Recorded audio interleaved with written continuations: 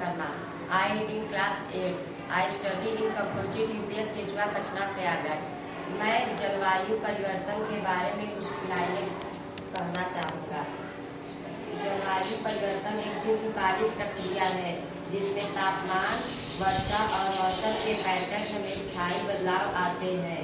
इसके मुख्य कारणों में जीवाश्म ईंधन के जलने से निकलने वाली ग्रीन हाउस गैसें जैसे कार्बन डाइऑक्साइड और मीथेन शामिल हैं, जो पृथ्वी के चारों ओर एक कंबल की तरह काम करके गर्मी को रोकती हैं।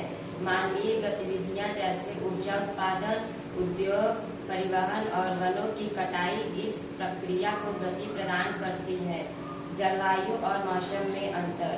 मौसम किसी विशेष समय पर वायुमंडल की स्थिति जैसे वर्षा, तापमान आदि है, जबकि जलवायु महीनों से लेकर हजारों वर्षों तक की अवधि का औसत मौसम है।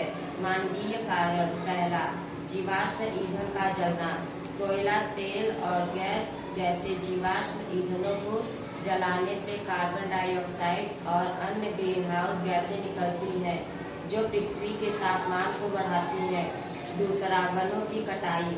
पेड़ों को काटने से कार्बन डाइऑक्साइड का अवशोषण कम होता है, जिससे वह वातावरण में बढ़ जाती है। तीसरा, कृषि और अन्य गतिविधियां। कृषि, तेल और गैस उत्पादन में मीथेन जैसी गैसें निकलती हैं, जो पृथ्वी के तापमान को बढ़ाती हैं। प्राकृतिक कारण। सूर्य की गतिविधि में बदलाव और बड़े ज्वालामुखी विस्फोट जैसी प्राकृतिक घटनाएं भी जलवायु परिवर्तन में योगदान करती हैं। प्रभाव। पहला, तापमान में वृद्धि। पृथ्वी के औसत तापमान में वृद्धि होती है। दूसरा, मौसम में बदलाव। वर्षा के पैटर्न में बदलाव, सूखे, बाढ़ और गर्मी में वृद्धि होती है। तीसरा, समुद्र स्तर में वृद्धि।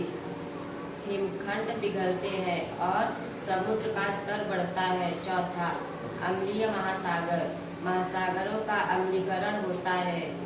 बचाव के उपाय।